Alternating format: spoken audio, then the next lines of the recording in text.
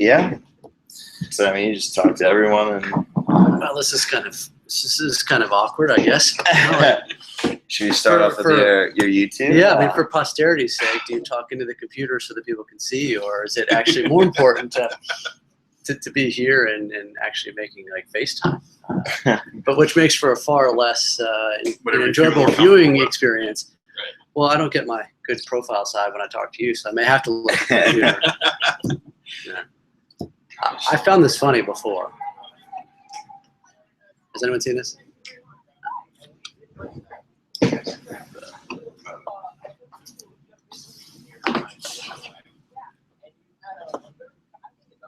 Sounds kind of unusual, but in Silicon Valley, they had a screening at a mansion, somebody's mansion of some rich person's place.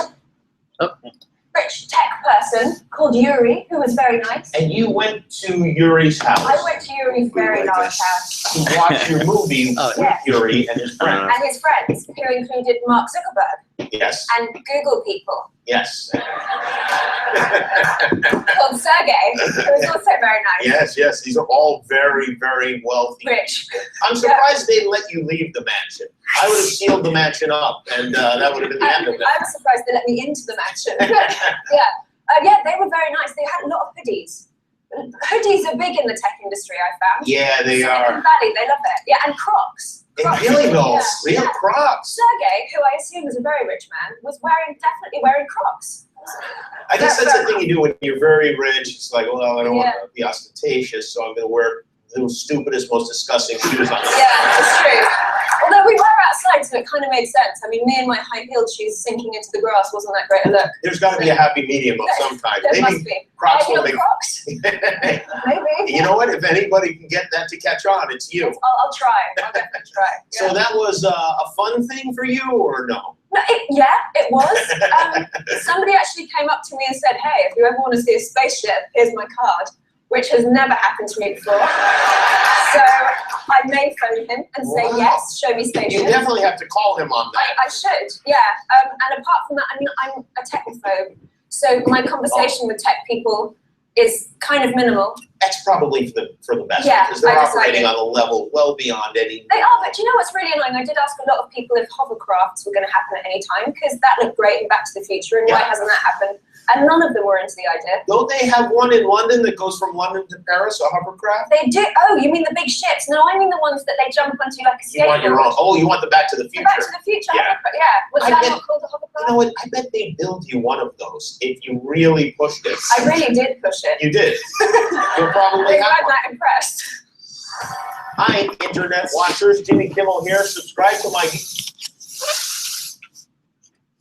Well, the good news is that there's always at least going to be a good opening, and I don't know where we can go from here. It's probably should have saved it for the end because it makes for a tough act to follow. So I guess I should say hi. I'm Jay Weintraub. I'm the founder of a company called Grow.co. Most people that know me actually know me for having founded a conference series for the online lead generation space. And if anything, that is my quasi-entrepreneurial story because it was a business that I started and a business that I sold. But I think like a lot of things for me, it tells better in reverse because like I didn't know anything about entrepreneurship, and so I graduated a year after you, and it was the height of sort of I'd say in '98, which to me sounds fairly recent. I'm amazed at like the people that graduated in 2005 because they think of themselves as pretty old, like they've been out for a decade, and yet I hear 2005 and I think, right, it's still pretty fresh, and like you're probably 2010 or 11, 12, 13, right? 13, 14. So it's like the height of the bubble. And what to me is so interesting is that I didn't know what that meant. I remember sitting in this room and there was someone who would study programming, and they were talking about how they're going to get this like high-paying job in San Francisco, and they spent all their time in like I forget what it's called, but I wanted to say WebRTC, but that's like the technology. Yeah, it was more like the relay, the groups the chat groups that was very for programmers though. It wasn't. It's like no interface. No. IRTC maybe. So it was. But I didn't, it's like I didn't know what in the world this whole thing like meant, and so it's interesting because we're sort of in that period today, except like today there's so much transparency that people coming out of college today, like the fact that there's like I only wish that there had been such a thing as like an entrepreneur group. Like I can't say thank you enough to what you're doing, because whether it's like only my mother who ends up watching this, or other people. I mean, at least my mom will watch it. It's a difference between like my mom and my wife. My wife will never watch it. My mom will watch it. And so I just think it's amazing because there was never any content. We were talking a little bit earlier about Chris was saying, oh, it's who you know in New York. It's not what you know, and I think that's what's so that's what's so unique about entrepreneurship, but it's also very challenging about that entrepreneurship. Like I think, thank goodness for all these entrepreneurs that are trying to create entrepreneurship programming and content and education for a system that is really designed to teach us what we know and not necessarily how the whole thing works. It's like teaches us how to become a cog and not understand the wheel. Whereas like I think being the entrepreneur is, I think about your story of going from being, it's like a great entrepreneur story of going from a law firm where whoever started the firm was an entrepreneur in some respects, and then going to join a startup in such an early phase. And then, it's like, where does that lead? That leads to everything that you dream of, which is both experience in the startup, less risk for you personally, and the ability that when it's done to now know exactly, have the credibility and to be able to do it all on like your own. And it's just, I wish that these kind of stories had been more prevalent. Like, we were in school so that we would know what the hell this, sort of all means. So, I very much was a like what kind of person. So like I always say that like what I know got me hired, and that was so I knew a lot about internet advertising, and I should say I only knew that because I got hired at an internet advertising company, because they're pretty much the only company that was going to take someone that had a liberal arts degree, even from a good school. So I went to Penn, but I didn't know what Wharton was. I mean, I remember thinking, why is there this separate school called, what, isn't the school Penn? Like, don't I want to go to Penn? And everyone that went to Wharton would say, oh no, like Wharton's the school that you really want to go to. And so I ended up moving to down the street from you guys. I moved to Baltimore, to Canton. And there was a company in Tide Point that was called TechnoSurf, and TechnoSurf became advertising.com. And so I don't know if you even heard of them. And, it's like interesting because I remember these like jockey kind of people coming down to the gym in the area. And there was this little company that was making apparel called Under Armour that had just moved in. And this is probably in 2000, 2001. And even that's like a fascinating story, because I guess when I think about, and I made some like notes here on because I think part of it is like when we think about like when I meet people, like the doorman in my building, if you ask him like what he wants to do, he'd say he wants to be an entrepreneur. But I think the big difference is like do you want to be a business owner and make a little bit more money, or do you want to be an entrepreneur, sort of like entrepreneur? And I think they're sort of two sort of very different things. And like when I was thinking about some of the kind of like the bullet points, it was sort of this idea of like things that I wish I had, that people had said, hey, these are concepts that you need to understand and pay attention to. And it was really like, how does money flow? And where do people spend their time, and where do people spend their money, both from consumers and from businesses? There'd be this sort of understanding of areas where it's sort of a high frequency of transactions, but a very low dollar figure.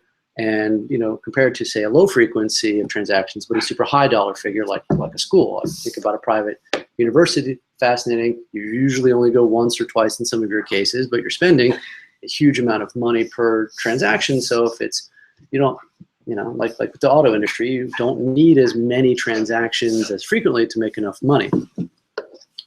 And then I think what's been so interesting about us right now is that in all of these areas, when we think about the how money, sort of flows and where we spend our time, it's usually, and could be wrong, but I'll pretend like I'm right here, especially for anyone that's like in school and is willing to believe me.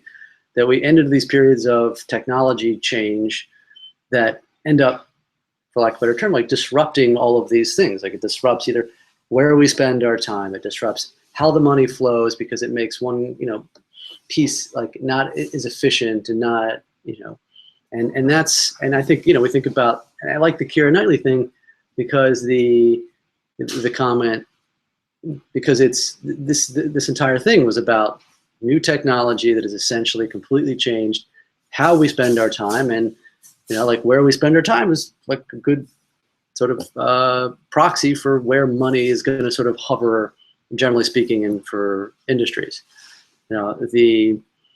For me, and sort of back to the specific story, so I ended up knowing a lot about performance-based advertising and got hired into a company where I was the second employee outside of the founders. This was in 2002. The company was a very,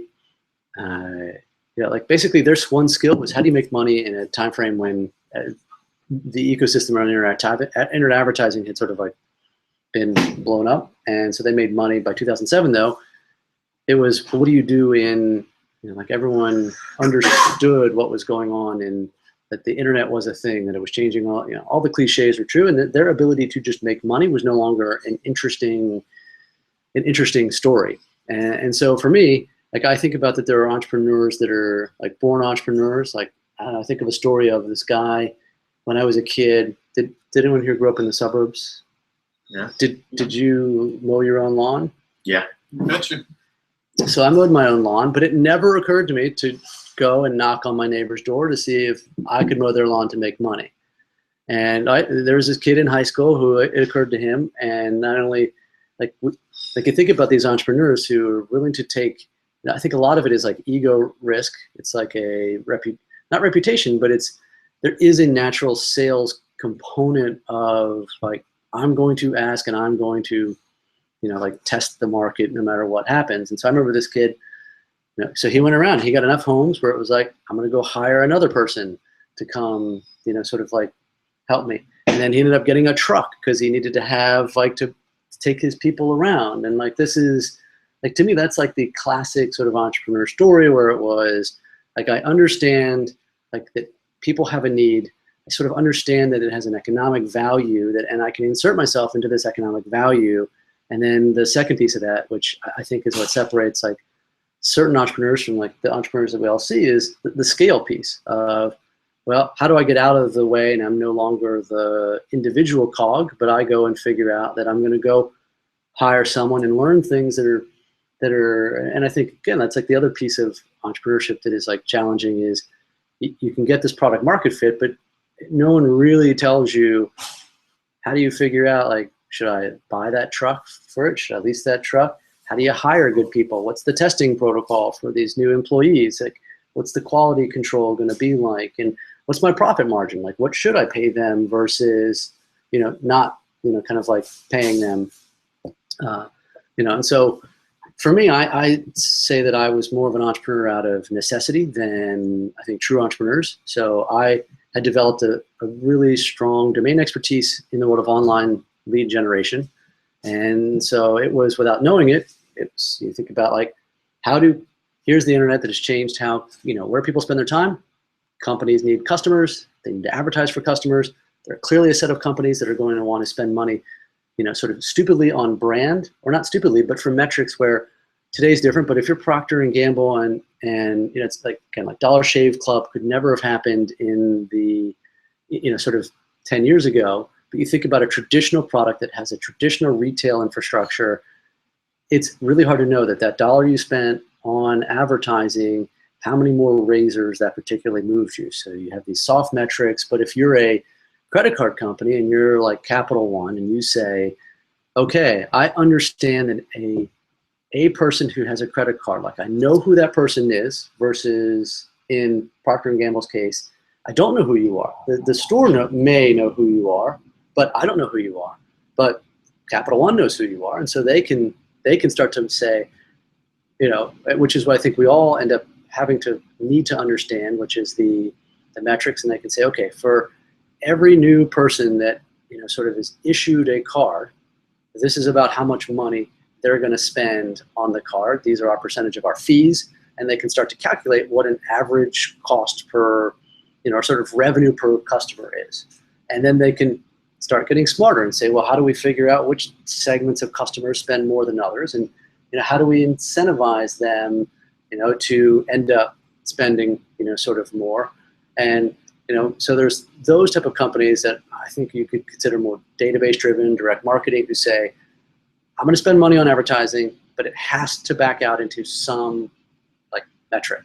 And that was the beauty of, again, not to say the internet, but it really was like change things. So if you're Capital One and you'd have to go buy a whole bunch of postal lists, you'd send it out.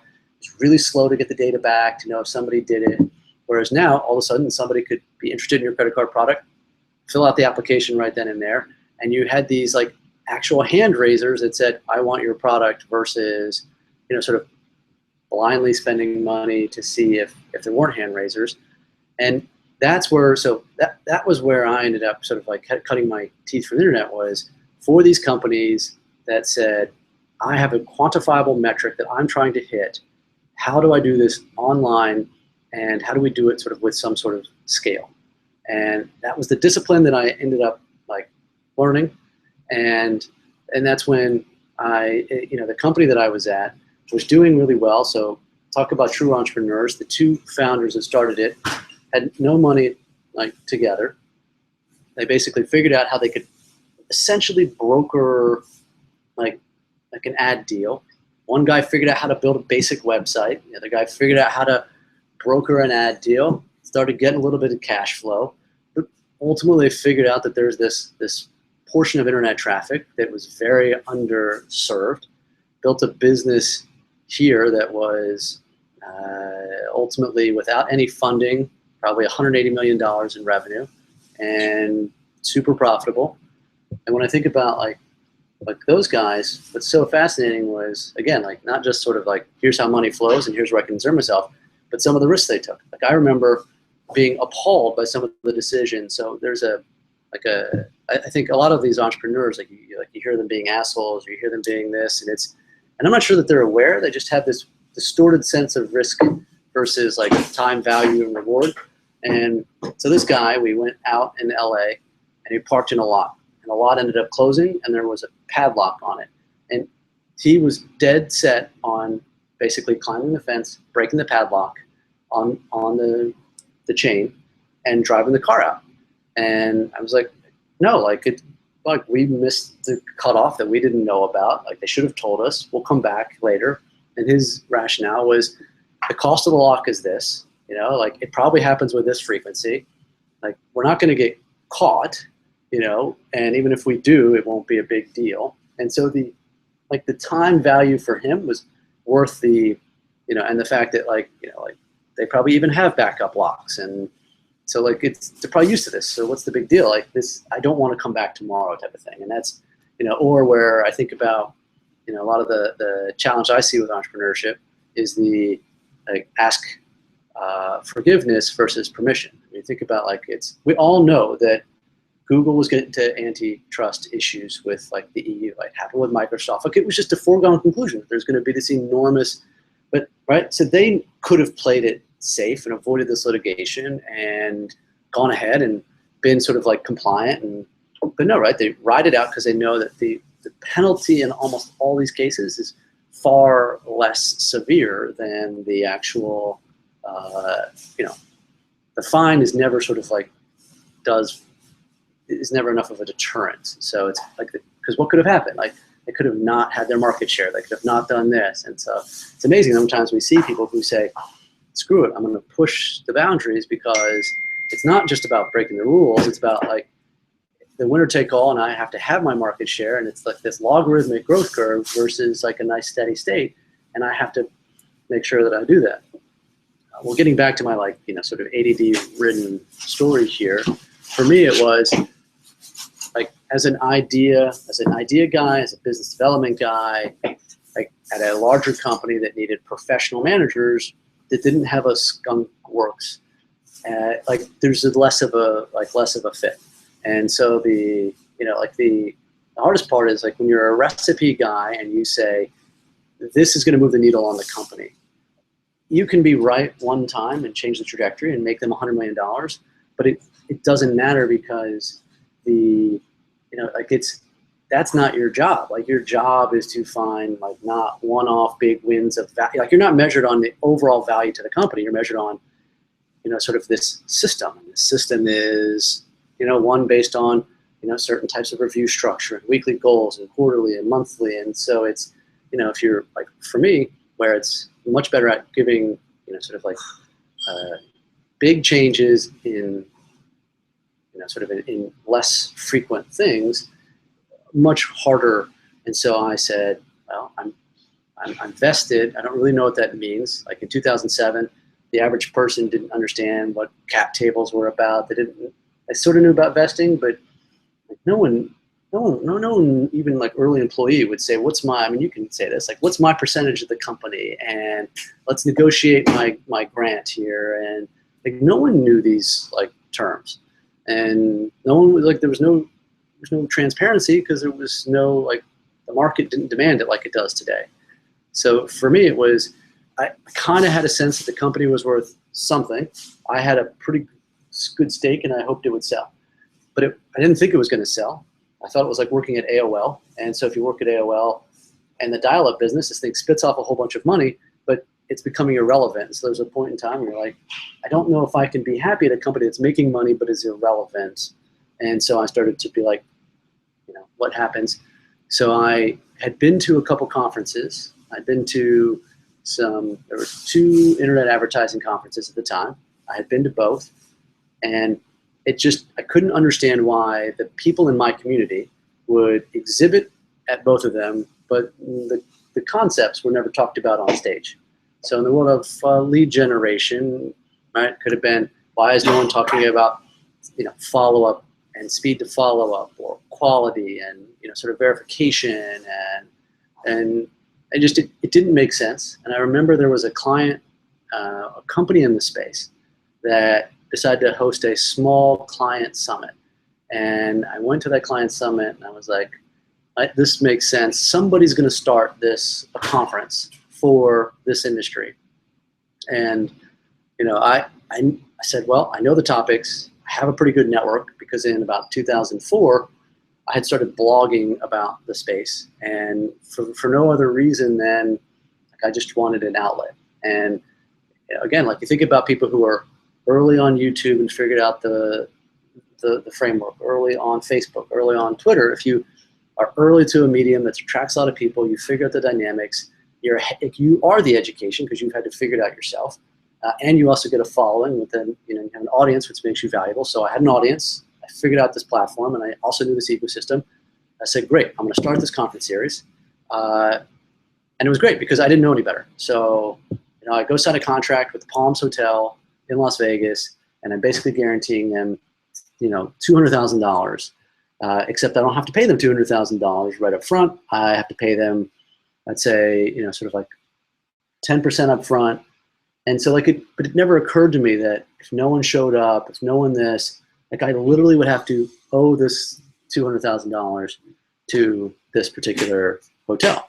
And at the time, like, I didn't even have the $20,000 to pay the 10% down, give or take. So I hit up, like, I think everyone has a person that has more money than them and who you hope will sort of give you that initial break.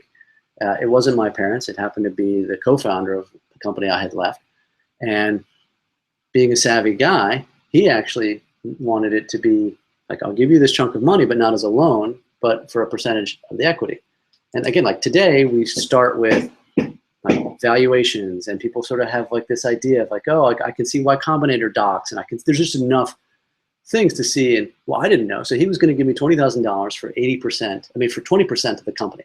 But I didn't understand that like, is this company worth $100,000? Is it not? Like, what's the right, So I thought, like, I wouldn't have guessed. Like, and what if your company sells for, right, for a certain amount of money? Or what does that really mean for him? Like, is it 20%? So does he get 20% of the gross profit? Like, I didn't even think about, well, how do you, like, I didn't even have a lawyer to help understand, like, what does this mean from an operating agreement? And what are some of the things that I want to have versus not have? And I got lucky that he needed to break ties with the state of, he had moved to Washington, and basically he decided that he couldn't have any ties in California to be from an IRS perspective. So our deal never really happened, which ended up being the luckiest thing for me, because that meant his money got turned into a loan and I got to keep all the equity in the business. So in my first, so we do this conference, and I think that it's just going to be something like this, where a group of people are going to get together, and I'm going to look like a guy who knows something about a topic. So like, if this were the case, I'd be here and I'd be talking about internet advertising or e-commerce, and then it wasn't Josh, was it? John, close. And then John might say, shit, this guy knows a lot about, I'm at a 3D printing company. We actually are trying to figure out, is Google Analytics enough for us? We're trying to understand multi-touch attribution. Should we be in comparison shoppings? What are our always-on channels?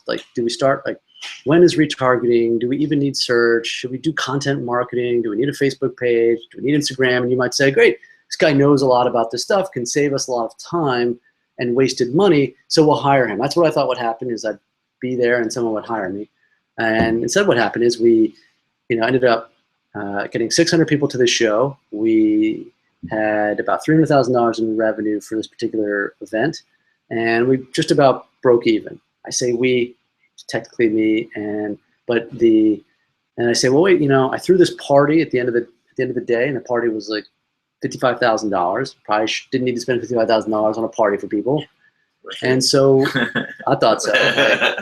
And let me know the next $55,000 party you're throwing.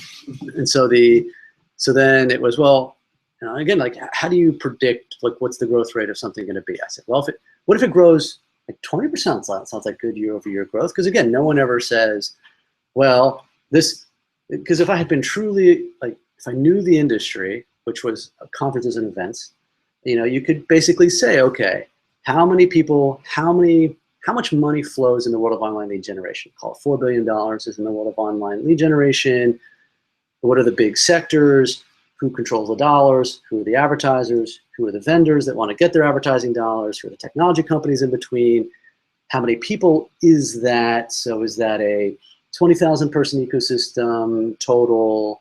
Is it 25? If it's 4 billion, and let's assume that there's what percent of that is probably, what can we assume is a safe estimate for corporate marketing budgets? So if we assume that there's a $1 billion that goes to the vendors, of that $1 billion, what percentage is spent on corporate marketing?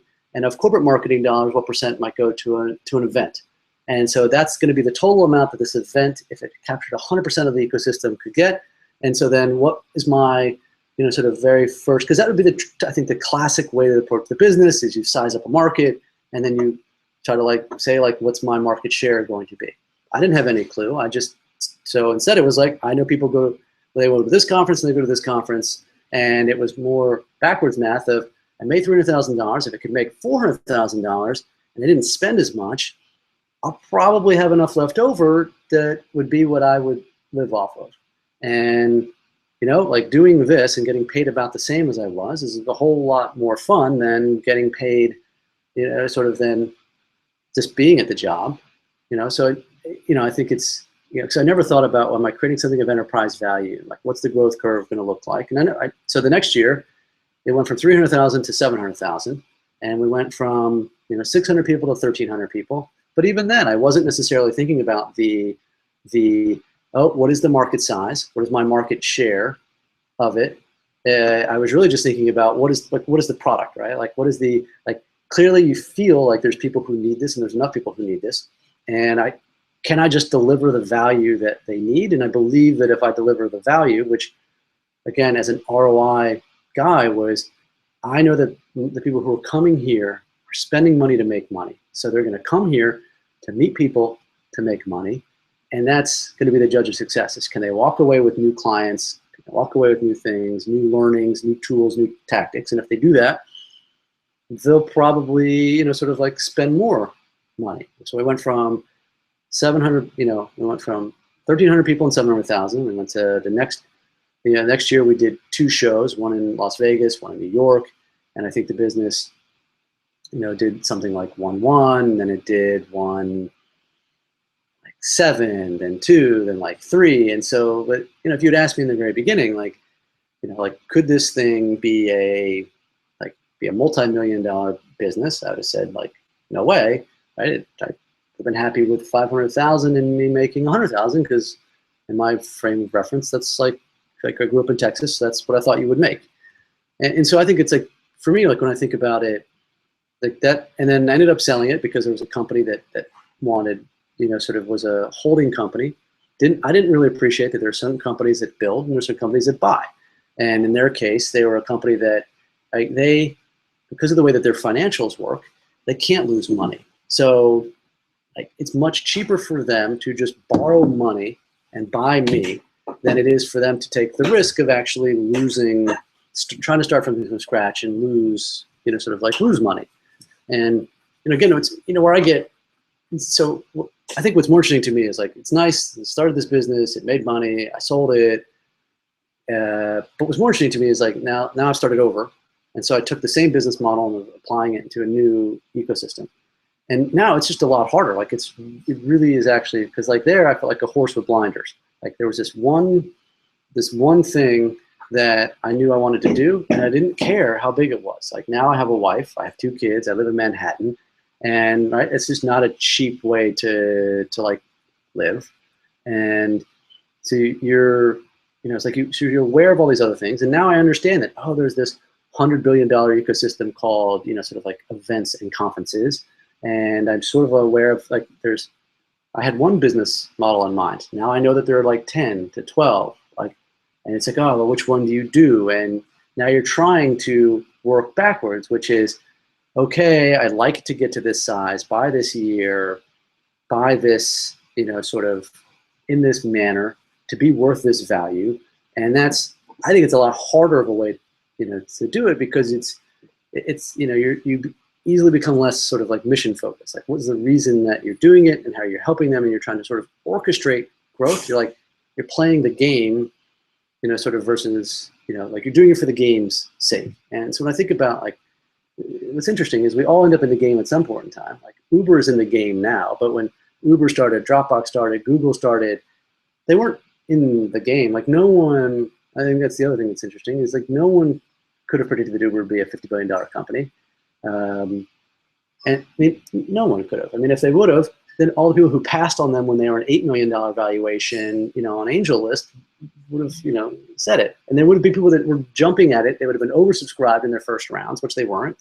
Like, right, Google, same story. And no one could have known. I mean, I'm sure that there was somebody who was super smart. Facebook. I'm sure there was somebody who was super Apple, smart. Microsoft. I mean, right. Somebody was super smart who could have said, plans yeah. when they first started. I know somebody was probably super smart and said, okay, there's this thing called the internet. It's probably going to, and they could have told you what the penetration rate would be like. It probably could have predicted what broadband meant, what media consumption meant, how that might affect commerce and advertising. They probably could have done it really, really early, but I think for the vast majority of that wasn't the case. And Google certainly didn't get going because that was the case. It was like, hey, there is a problem that is being solved very inefficiently, and it feels pretty meaty and it feels pretty big. And like Uber, like I have a problem and I want to solve it. Dropbox, like I mean, like anyone who's lived through the first .com would have said, like when I first heard of Dropbox, I was like, why? Like I remember xDrive, I remember like free online storage. Like who needs? I think it's like Under Armour. Who needs yet another shirt company when Under Armour didn't have any actual competitive advantage in their quality of their clothing, or like they didn't have new fabric, new anything. So I think that's for a lot of the great success stories, like either two things happen, right? They're so mission driven that they can ignore, they could just keep solving that, or they're like Microsoft, like fast followers, or Facebook, right? Facebook was like, no one's really first here. You could argue that Carmel has been around a lot longer than Uber, and like there was Friendster and then MySpace before there was Facebook, and like Facebook didn't say, oh, look at this. This is the trend that's happening, and it's going to be this. It was more like, well, these things seem popular. There's clearly enough people on them, but something's not quite working on it. And and I'm gonna go do it. And a lot of times it's not even their own, sort of like ideas. I mean, I think that's, I think for a lot of the people, if I were to summarize one thing, it would be that for a lot of people, it's like if you're an idea guy, you have to realize that the idea is worth like very little, unfortunately, because almost all the best products are not their own idea. It's usually just better execution on the idea, and that you have to understand like that notion of risk is not always the thing that's sort of like talked about. But there's, in every one of these stories, there's some big element of exposure where it could all go wrong that they sort of like fight through. And I'm sure that I've talked much longer than I was supposed to, just straight. So, but I think getting to one of your first points about your friend from high school that started cutting a lawn and then built that up into a business, to what you just said, that now you're starting a new company, you're married to 2 children. When you're 17, you don't have in your mind all these risks that you get through life, acquiring things, and then realizing losing those things, what that cost is. When you're 17 and you're, like I gotta make enough money to go to college, or I got enough money to get a car, to get a girlfriend, whatever it is. Yeah, for me it was, like I think about when I made money in college, it was so I could try to, I had a girlfriend who probably didn't really like, who I felt the only way that she was going to like me is if I bought her stuff. So like, instead of thinking about like, how do you take this money and do things with it? So like, and then I got into invested probably in 30 different companies. And yet I'll probably make the most amount of money from from the, getting back to what we talked about, which is like the what you, like how do you cross, at some point in time, it's like the what you, there's always this what and who and like dynamic.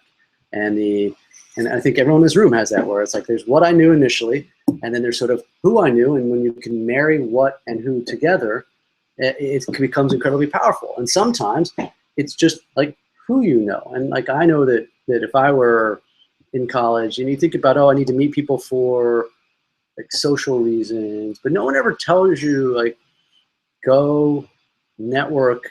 Like I guess like when I think about it, if someone said, I want to get out of, like I've met a couple of people who are in finance, like junior people in finance, and they like, I want to get into startups. And it's like, but if you don't code and you don't want to be a salesperson, like no one's going to just take a trust on you and hire you as a product person. Like I would have been a really good, I think, like product, UX, UI guy. Like I love thinking about the user flows. I love thinking about like the different like steps and the funnels and the psychology of users, but no one's going to hire you like off of that.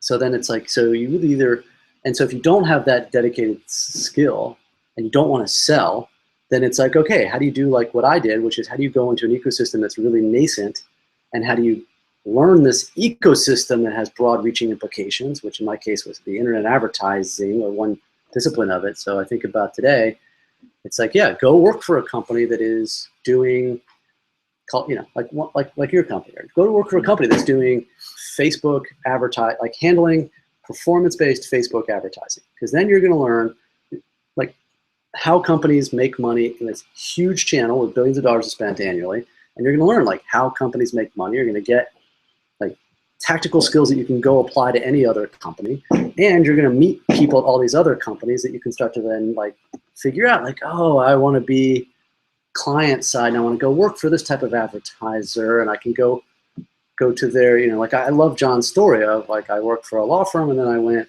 and became like, sort of like in-house counsel, and so like becoming like a meaningful like partner in a different sense, where it's not just, I think that's the thing that people don't teach about, and which is not widely known, is like going to a law firm and making partner is very much like being a business owner. Like it's a cash flow business, but there isn't this notion of like equity. It's like the notion of how well does the firm do and what's my cut of it, versus, wait a second, I'm going to go to a company that has this thing called like equity, and how does that thing called equity expand over time, and and realizing that as that thing expands and as it has real value, that how wealth can be created in a whole new way that is not done in others. And so that to me is like super fascinating. And then you think about how you can then leverage, like for me, like probably I'll make more money from the people I knew who said, wait a second, my Rolodex is good. I want access to your Rolodex. Like you are, I guess, when I think about another thing is no one ever, you don't get promoted, I guess, like because you took risks. Like you get fired because you took risks. So the hard part is like cover your ass is such an amazingly important, powerful thing. Like I don't know about you, but like, so if John were still at a firm, like I could spend one evening, we'd go get drinks, but if I needed like an intellectual property lawyer, like I'd probably be very likely to use you if you just seemed like you're good enough and you had enough bullet points on paper. Because how would I know otherwise? Like even with LinkedIn and even with others, like it's, right, we just like cover your ass and go with someone that you know and you can trust is so incredibly important. And so like like after you hit a certain level of like, you know, accomplishment, it's not that you're actually know anymore. It's that you're perceived as having like a cover your ass policy, that like you're not going to go, no one's going to blame you for using this person. Like no one's going to, even if they're not the best, no one's going to like blame you. And I think that's what's so challenging about life is that you grow up like me thinking like you got to be super smart, you got to be best at what you do, and like we're clearly probably smarter and better than a lot of people who are in these specialized roles who are better, you know. But it's not about like it's not about that. It's about the like cover your ass factor. I have friends of mine that are starting their own law firms, having left bigger firms, have that issue when they're trying to attract clients, where a client, you know, GCU has discretion who they're going to hire for a deal. They know if they hire Davis Polk, even if the thing blows up, no one's ever going to blame them for choosing Davis Polk. But if they choose this startup, you know, small firm in Dumbo that has got a lot of expertise, it makes this, they want to make the same mistake Davis Polk made, or, you know, forgot to include their flaws or whatever it winds up being, it's coming down on their head. Why would you hang this company on with this small firm that doesn't have a big reputation? It's just cover your ass, you know, and it's a real incentive to just go with the known quantity. Yeah, and I guess if we think about stuff now, that's why a lot of these periods of disruption are usually around technology, because the technology is changing the human behavior side of it, and it creates a whole new world of expertise, like where there is no cover your, like you're inventing cover your ass. So I think about the people who like, right, it's like if you figure out how to make YouTube work or something, or how to make Twitter work, especially when they're like younger, right? Yeah, there is no cover your ass. No one's figured out. There's no safe bet. And so it's great because you become that sort of like default expert and the safe choice. And that's, so I think it's an interesting why, like when we think about technology, it's not just that it changes like, oh, it's changed where we spend our time now. It's changed the data that's available and like build businesses off of, but it's also, you know, it's also changed, right? I mean, like, yes, I can think about the store in my good buddy's store runs a sporting goods store. I mean, again, cliche, eBay changed like their life because all of a sudden it was not just about the people that came into the foot traffic. It was like, holy crap, there's like an entire world looking for these products, and we just have to figure out how to understand that. It's like our storefront now is eBay, not this, and it's impossible to get people in like foot traffic. But eBay's already got a ton of foot traffic, so we just have to understand how eBay thinks. And you know, it's sort of, I don't know, like to me, that's again, like that's what's so fun about these like periods, because it changes how money flows and where people can get inserted, and it changes expertise, and it opens up the opportunity for people who are just super smart and willing to like learn to bypass a traditional system that, because no school can teach you social media in time, right? Again, like their incentives are cover your ass. Like think about law. Like law is an amazing profession, and just like medicine, like they have a huge incentive to make sure that you can't learn law in 12 weeks. Like you can learn to code in 12 weeks and get hired, but you can't learn, and you can build a, I mean, there's a big movement in law schools to shorten it to 2 years, though, right? So that you can apply. Yeah, because the problem with lawyers, One of. yeah. well, no, I was waiting for, it was a good joke. When someone says the problem with lawyers, is that, you know, law firm. Well, and I think one of the problems with law, not lawyers, like a lot of industries, law firms don't train anymore.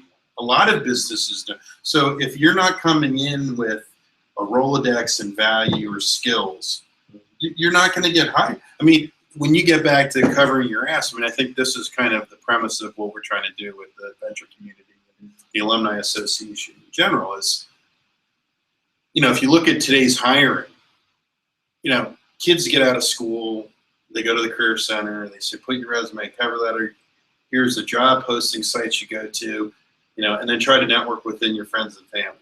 And kids go and spend months and months and months sending hundreds of resumes and cover letters, and it just goes in the ether. And then you may find out that, you know, somebody got hired at another business. And you're like, well, wait, on paper, I've got much more skills than you, but you know John, and John's in HR, and you guys played football together, and so and whether or not that may or may not value the company, you're going to get hired just because he's making the recommendation. So, I mean, I think that's a great point, and that's one that, again, is like one of these skills that's not necessarily taught, which is that it sucks. I mean, like in my world now, like most of my good friends come from the professional world, but at the same time, like relationships are very much like pieces on a puzzle, and it's like this person knows this thing, this person knows this person, and it's trying to like orchestrate. It's like you're manipulating relationships to try to create value, and so like you said, like, no one ever says to you, you know, like it's like, oh, go in 8th grade, 9th grade, do the math club because it looks good on your resume type of thing. Versus, you know, but I think the equivalent is you really have to go join some group. I mean, I think as much as we have like the who, you really should be good at a what, at least initially, and it should be a what that, you know, is like, and I wish someone had laid it out for me, like, okay, you need to be good at a what. Here are the whats that relate to people, making people money. And like, because I love cars. I wanted to drive cars as a kid, but no one ever explained to me, like, how does the race car ecosystem work? And like, what are the different roles and places and things that you have to do? And like, what's that, you know, or if you're in school, like, what are the skills that you could use that will have broad applicability to people, that have high perceived value to them, you know, like, and no one, because no one talks about that. They don't say, like, how do we rank a skill that is you may think is easy, but has high perceived value because it either costs someone a lot of time, it costs them a lot of money to figure out themselves, and then you have to go figure out how to interact with a lot of people and basically like manipulate. So go join this club, go join this club, go form deep relationships with people in these distinct things. You made an earlier point that I think is so that when they go out there, it's the like, idea oh, of networking. Yeah. When I was going through grad school, that was a new buzzword, networking. Nobody ever said that in any conversation prior to 1991, at least that I know, in any, you know, casual conversation. And all of a sudden, networking was the buzzword. Right. Business development came about with the internet. That word didn't exist prior. You were in sales. Then all of a sudden, it became business development. A lot sexier. But when you were saying earlier about networking, I think it's spot on. That the whole mentality in terms of what the idea of networking is. You assimilate, whether it's culturally, sports, you want to fit into a group. But nobody's telling you within that group, like, that guy is smart as shit, knows how to code. He's can build something, and that guy's really good. Fine. Like, nobody's teaching those types of capability, and I think it's a huge mistake. We're not wired like that. We're not thinking, how do these puzzle pieces in your life, and we all collect them over, you know, for me, 47 years. You never know where those pieces are going to be put together, and even random people, whether it's an airplane, you meet somebody in the line, you never know. And I have to interrupt and say that I think, because what we're talking about, I think with a lot of entrepreneurship, we're talking about social dynamics, and I think we're talking about, and again, back to this idea of like, there's a what and a who, and the who, you think about all these people, whether it's like Zuckerberg, there's always at least one or two key people that had they not met, the idea wouldn't have happened, the funding wouldn't have happened, like right? The no man's, like, there's always that like critical relationship that absolutely moves the needle. And then because we're talking about social dynamics, the big challenge is, so okay, how do we create that unity that brings us together? Because if you just go to a networking event, it's like I come back down to, like, I love just metaphors that are like it's like human evolution. So if you go to a social event and your whole goal is to go try to pick up the opposite sex or whatever sex you're into, right, you fail. because it's like you're too transparent. It never works. You can't, like, the game is not to telegraph what you want. We all know what we all want. The game is to build that sort of shared experience time together that then makes it like safe. And so yeah, if we go to these things, it's like, why we either have to know something or like here, right? It's like there's a kinship between, Loyola. And then for me, there's a kinship between the idea of entrepreneurship, because it has changed my life.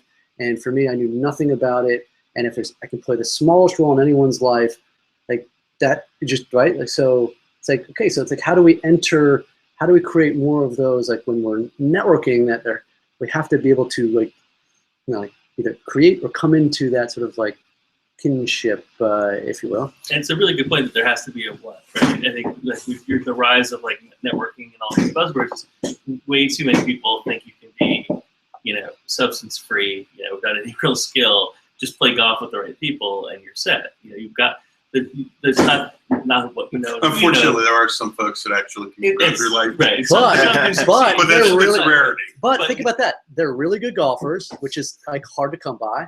So there's a scarcity of a skill, or they're get you onto the good course, or something. But Jay's got a great LinkedIn article about that too. Yeah. It's the what you know versus who you know sort of thing. It's who you know, but they have to know you enough to refer you as a competent person. Like, oh, you're looking for a salesperson or a real estate agent in Detroit or whatever.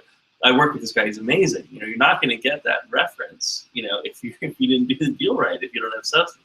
A lot of people think that's all that really matters. It's just be in the right clubs and be in the right places. I think timing. You can't and luck. And I think those are two X factors that no amount of school, no top university is ever going to teach you. You mentioned Uber before. The idea of Uber never would have existed in 2003. Mm-hmm. But successes in other verticals allowed that sharing. There was no sharing economy. Now everything is shared. Nobody owns anything. Right. I'm just going to provide you access to somebody else's intellectual property or apartment or car.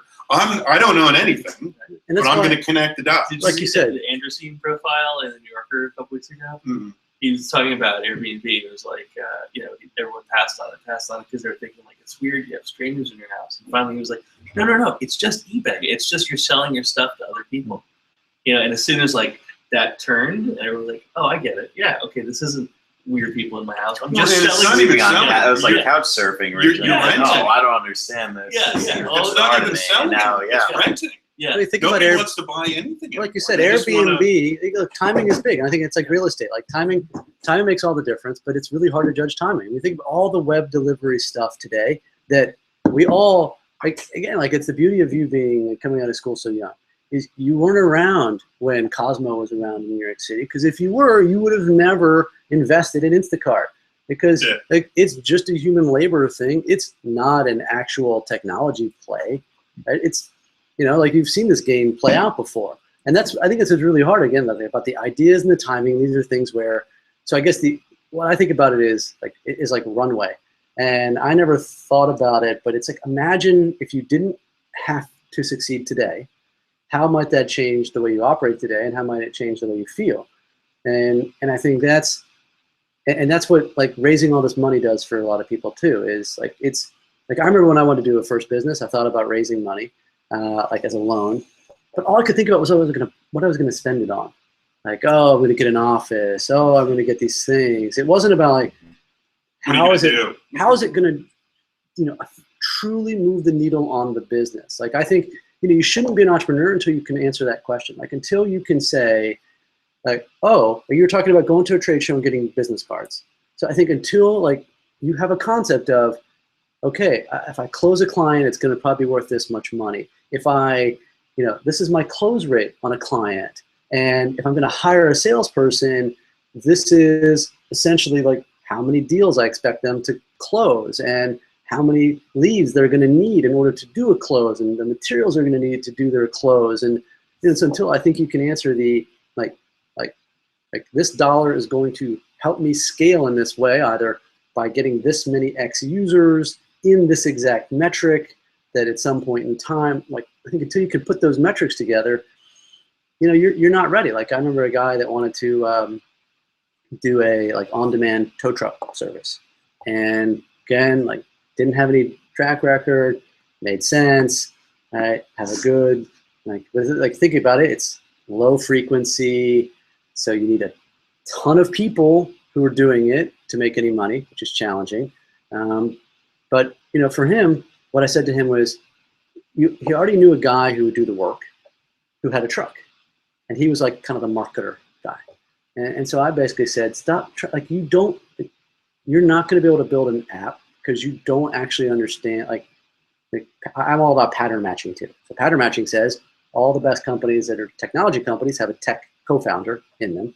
Yeah, agree with it. Right? Everything. So if your business is quote unquote technology and you don't have tech DNA, like don't compete. Like I'm not going to go into the 100-yard dash if I can't run under a certain amount of time. So like again, like you need to understand like that basic mindset of like, can you even compete in what you're trying to do?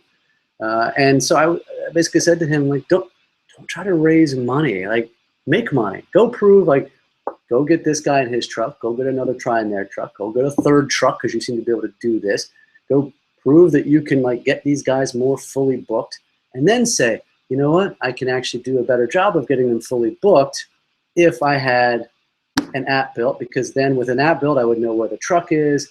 We'd be able to tell the users where they are more. Like I'm using it to solve this problem in an effective manner, not just because I feel like I want to be an on-demand tow truck service. And like, but he couldn't answer the metrics of like how much every truck was going to be to him, and or you know, how much was each truck and each driver going to be an incremental revenue to him, and how booked did they have to be, and how much did he have to essentially give a driver who had a truck, like Uber today. If you have a car and you drive for another person, like how much do you sort of have to quasi-guarantee them to be on your system and ready? And I think until you have some way to think about those key numbers. You're also bringing, you know, he couldn't do that. 13 years of experience, and I you know, I say this all the time for people that want to get into the startup business, that you often learn what not to do before you learn what to do.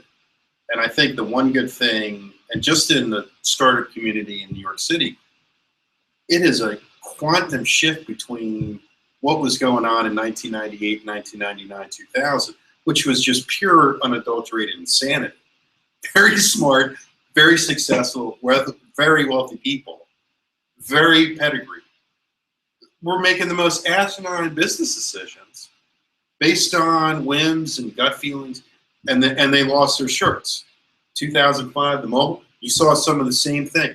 I think 2008, on some level, was one of the greatest things that ever happened, not only for the economy in general, but certainly for the startup community, because it cleared out all the bullshit. VCs were inundated with too much crap. You really had to go in and prove out what you were doing. In 1999, you literally could have had an idea on a napkin, and some schmuck down on Wall Street who was sitting on 30 would have written a check. I mean, we started a record label, and I had a Bear Stearns partner from Bear Stearns, and a very successful record producer, and we wanted to go raise $5 million. I was 28 years old.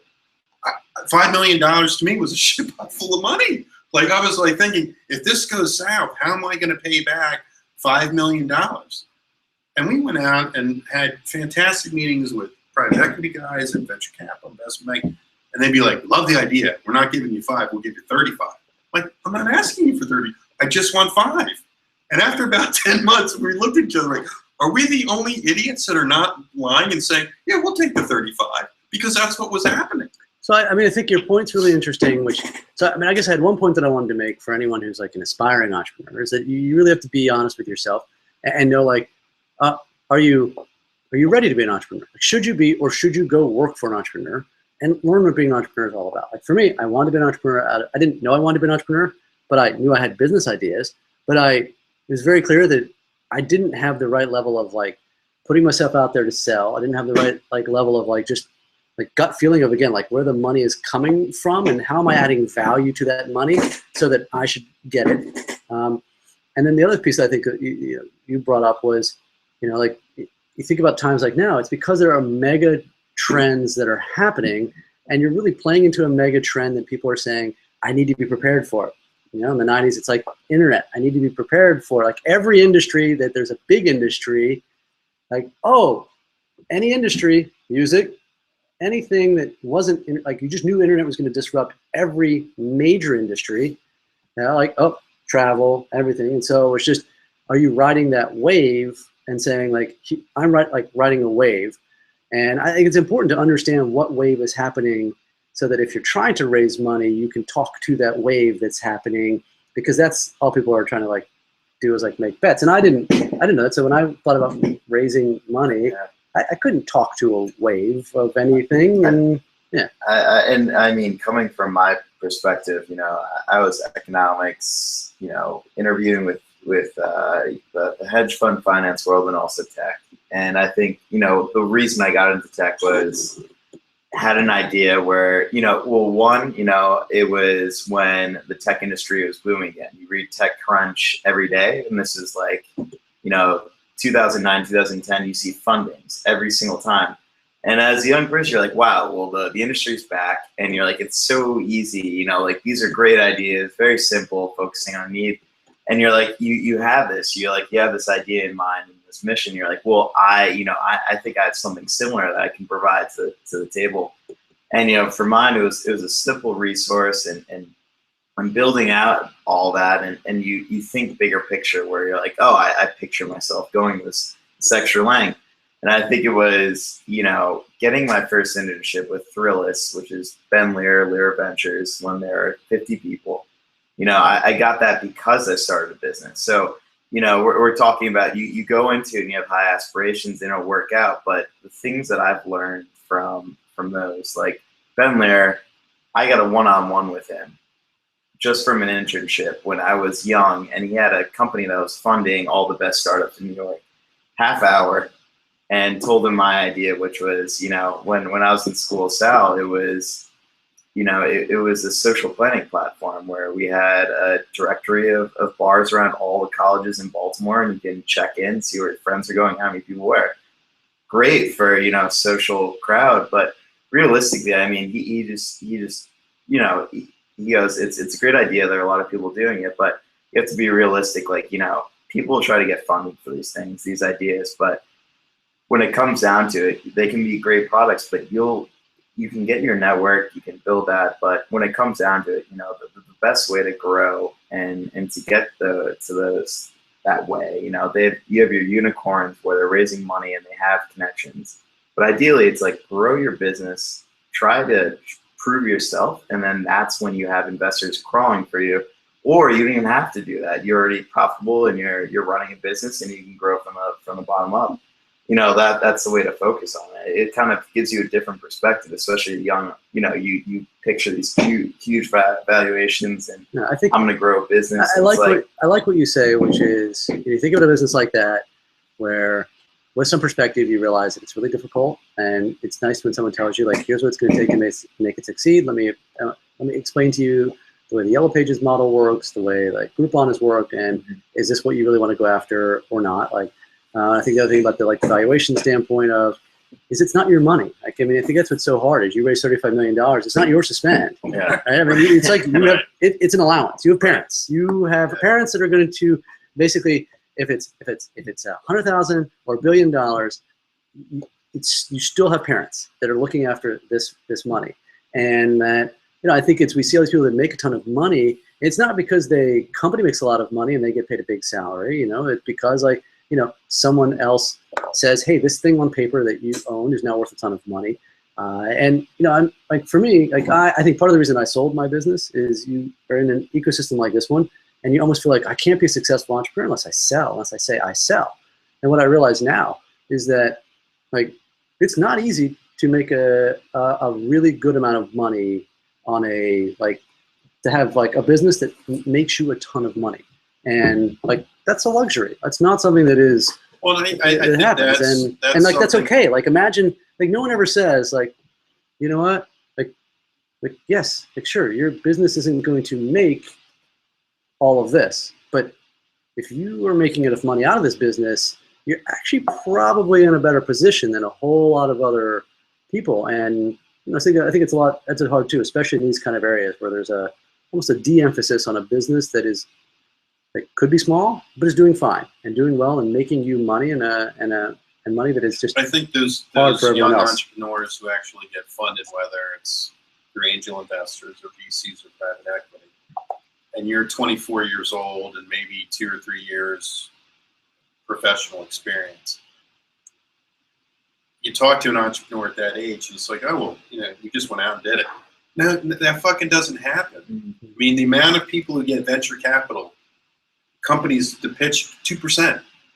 Angel investors, I think, is 1%. I mean, it's a very small percent. Yeah. I mean, there are thousands of that, tens of thousands, hundreds of that, companies that have got great ideas that either didn't flesh out the business model, didn't have those connections to money folks, the timing was wrong, they went into markets that were over. I mean, it's not that simple. So I always laugh when people are like, oh, well, you're the unicorn, you're the freak of nature, because I've been on both sides of companies that we've taken public and gone out and gotten VC funding, and then also tried to get funding on ideas who I thought were that nobody wanted to touch us with a 10-foot pole.